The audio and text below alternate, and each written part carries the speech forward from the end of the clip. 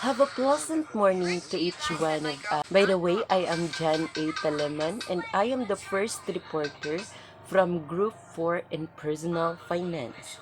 And at this time, we will talk about the preparing for personal income taxes, understanding the impact of the law on tax preparation and financial planning, appreciate distinction between the different type of filing status individuals joint and unmarried head of household, understand how to read and use the tax table, and identifying tax planning strategies that will maximize your overall tax obligation, and understand the implication of the tax law on different type of lifestyle.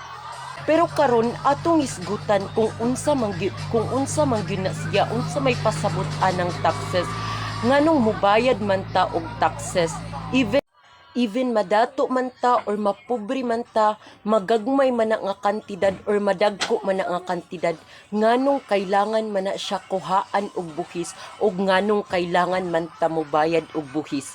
Because a tax is a financial change or other levy imposed on an individual legal entity by a state or a functional equivalent of a state, and it could be also imposed in a subnational entity. A tax may be defined as a pecuniary burden laid upon individuals or property to support the government in payment extracted by legislative authority. A tax is not a voluntary payment or donation, but an enforced contribution exacted pursuant to name or toll, tribute, tillage, gabble, impost, duty, customs, excise, subsidy, aid, supply, or other terms. Kana tanan obligation gyud nga kuhaan na siya og taxes or bayaran na siya og taxes. Pecuniary means money, but gi-define as the burden nga naghatag og problema sa mga tao. Nag-additional lang na og hatag og problema sa ilaha or sa atua. And of course guys, ang taxes dili lang siya voluntary payment or donation, but gi-enforce gid siya nga obligation or responsibility nga bayaran gid nimo ang taxes. Mo nang kasagaran sa atua nga mga pobre, nagkuha gid sila og sidula sa barangay kay para ang ilang buhis nga ilang bayaran gamay na lang. Kay dili man ta ingon nga mga professional or naay mga nindot nga mga trabaho aron makabayad ta sa mga dagko nga mga buhis. And now, let's proceed to different kinds of taxes. First is capital gains tax, are levied on earnings made from sale of asset like stock or real estate. So from the word palangdaan nga capital gains tax, ang gimin ana niya is ang earn nimo from the word palangdaan nga asset. For example, magtukod kag usa ka business, din kanang kapital nga imong nakuha, then kanang business nga imuhang gitukod, kung pilay income ana niya, kung pilay ginansya ana niya, kuhaan gyud na siya og taxes. Then let's proceed to documentary stamp tax. Is a tax on documents, instrument, loan agreements, and paper evidencing the acceptance, assignment, sales, or transfer obligation, right, or property incident thereto. So, kanang documentary stamp tax is gamay lang na siya nga papel. Then, mauna siya ang ipapilit sa mga documents or mga property nimo, kay para kanang documentary stamp tax guys is gamay lang na siya nga papel nga mauna siya ipapilit sa mga documents, kay para mauna siya ang evidencing or proof nga kana nga mga documents kuhaana na siya og mga buhis. Then let's move on to donor's tax. Is an excise tax imposed on privilege to transfer property by way of gift inter vivos by any person resident based on a pure act of liberality without any or less than adequate consideration and without any legal compulsion to give.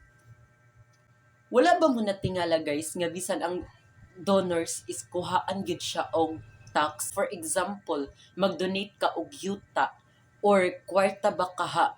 Then kanang yuta kung narehistro pa na siya sa government, therefore kuhaanan gid na siya og buhis.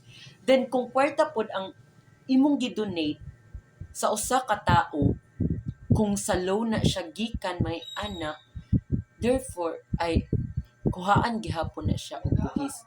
So bisan ang donors or donation, kuhaan gihapon na siya og buhis.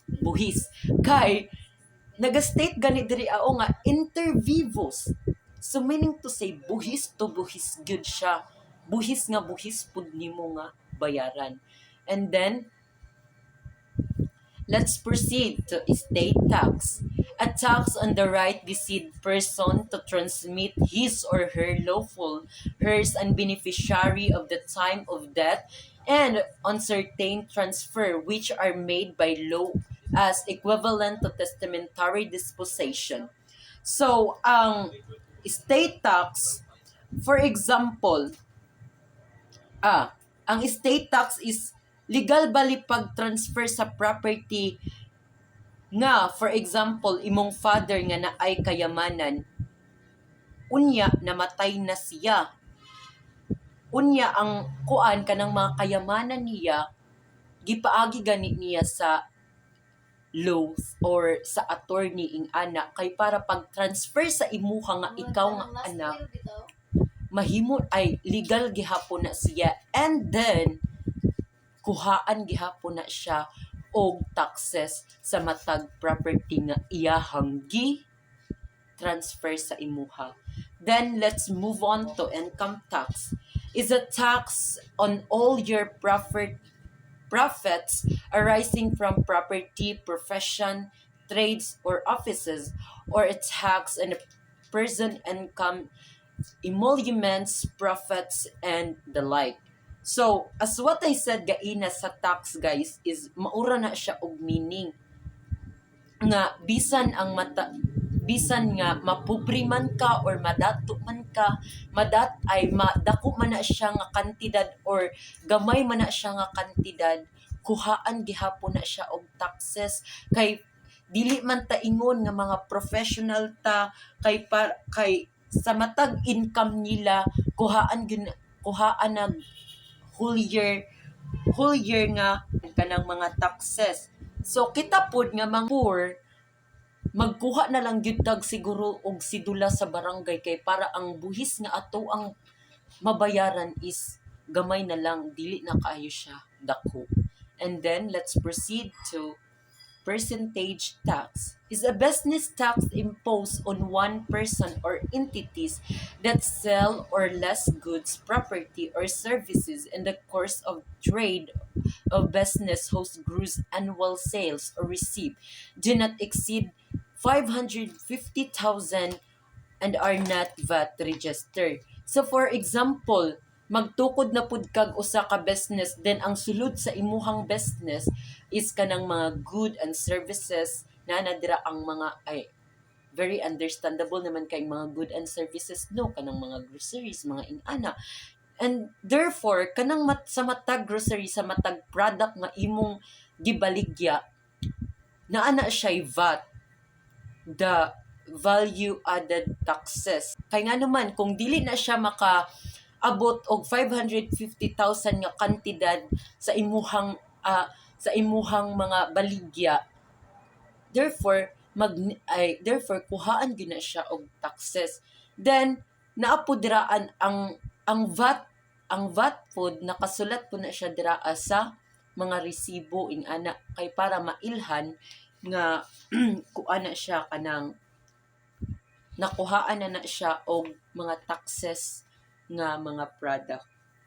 Then let's move on to value added tax. Is a business tax imposed and collected from the seller in the course of trade or business on every sale of properties, less good or properties or vendors of services. Expanded withholding tax is a kind of withholding tax which is prescribed only for certain payer and is not accreditable against the income tax due of the payee for the taxable year. So, our deduction tax. Bale, gikuhaan na daan og tax ba? For example, sa mga profession na punta, kana ilahang sweldo, kana ilahang salary, gikuhaan na siya ay matingala na lang sila sa ilahang sweldo kay gamay na lang ang muabot sa ilaha. Kay nganuman, sa matag buhis nga ilahang bayaran, sa matag buhis di ay is kanang ilang sweldo gideduksyonan na siya og mga taxes mo nang sa matag sweldo nila gamay na lang pud og makuha nila.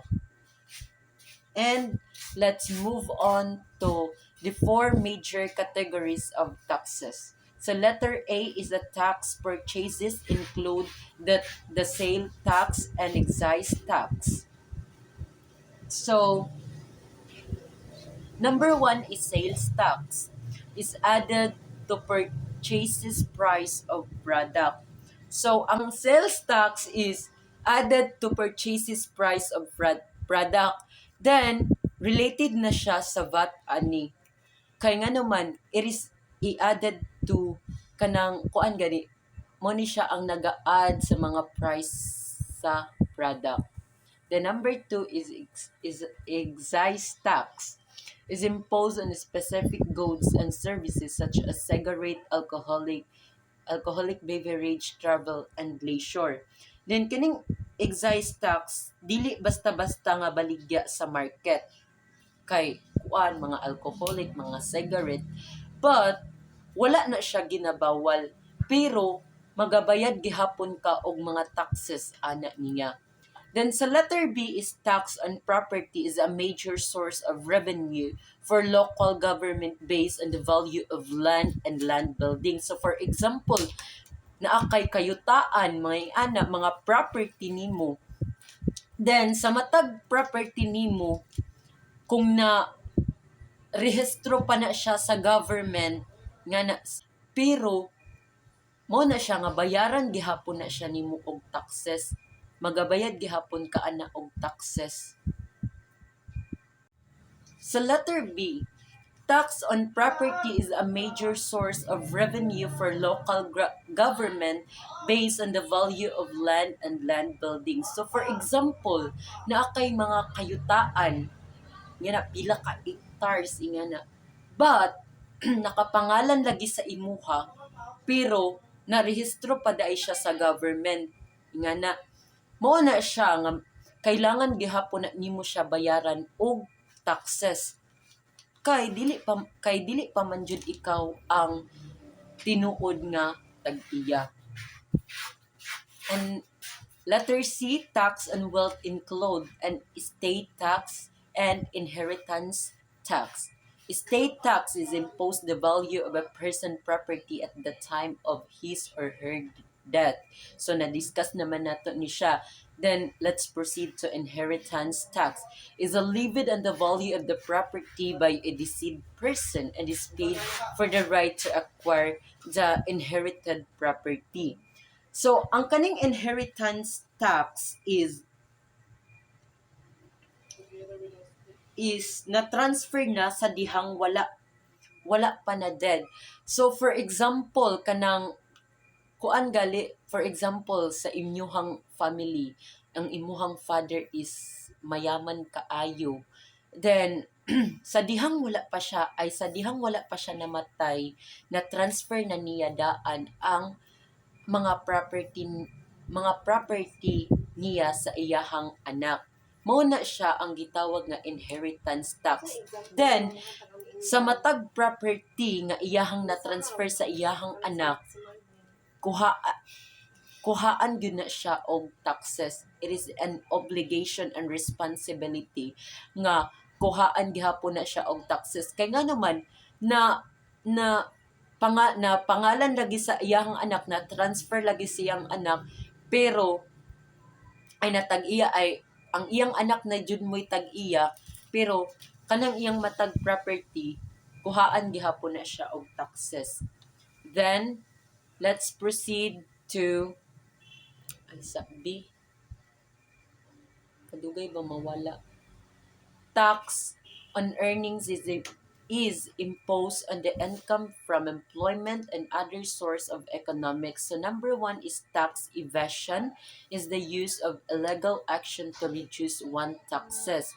The number two is tax avoidance, is the use of legitimate method to reduce one tax. So nakabantay mo anang mga artista guys nga mag-adapt na lang sila og mga bata kay para kanang mga tax evasion o tax avoidance ilahan na sila magamit na nila kay para sa matag buhis nga ilahang bayaran is dili na ingon nga dako, dili na ingon nga kanang ay mo na ganito, dili na ingon nga dako ang ilahang mabayaran kay gigamit man na nila ang tax evasion o tax avoidance. And that would be all my discussion, and I hope nga nakasabot ang tanan, and thank you once again.